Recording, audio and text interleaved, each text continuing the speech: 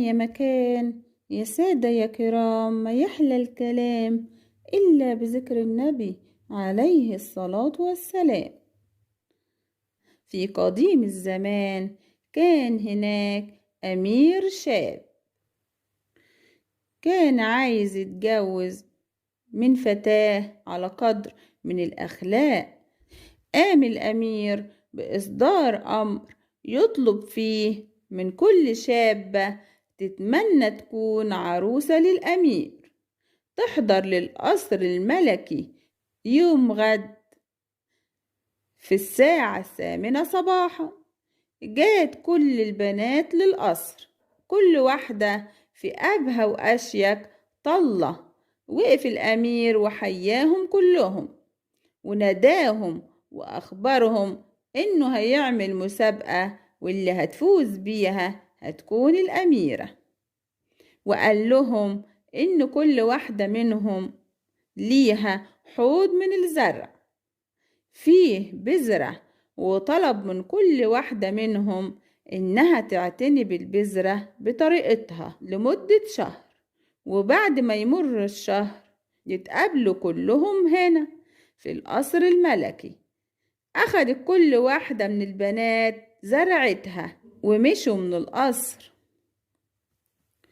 وكانوا مستعجبين بالمسابقة الغريبة دي.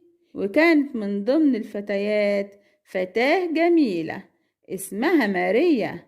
اهتمت ماريا بزرعتها جدا وكانت بتراعيها، لكن مع كل العناية طول الشهر لكن الزرعة ما كبرتش. قررت إنها مش هتروح للقصر أبدا لأن زرعتها ما كبرتش. لكن في آخر لحظة قالت لازم أروح وأقول للأمير إنها ما قصرتش في شيء وبذلت كل مجهود علشان تعتني بالبذرة. راحت ماريا للقصر بحوض زرعتها اللي ما نبتتش، وكلها خجل وهي شايفة كل البنات زرعتها كبرت وبقت أشكال وألوان جميلة. فكرت ماريا إنها ترجع لبيتها والدموع على خدها. كان الوزير في ساحة القصر وطلب منها إنها تصعد معاه علشان تقابل الأمير. صعدت ماريا علشان تقابل الأمير.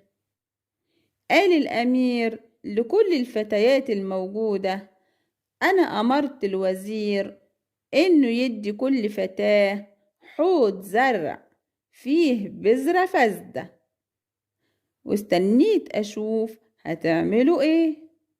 كلكم استبدلتوا البذرة علشان تفوزوا بالمسابقة، لكن ماريا هي الوحيدة اللي منعتها أمانتها إنها تعمل زيكم.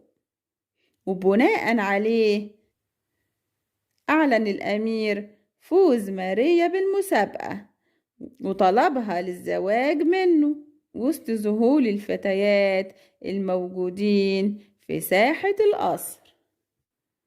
وبكده خلصت قصتنا. مع السلامة في يوم جديد وقصة جديدة إن شاء الله.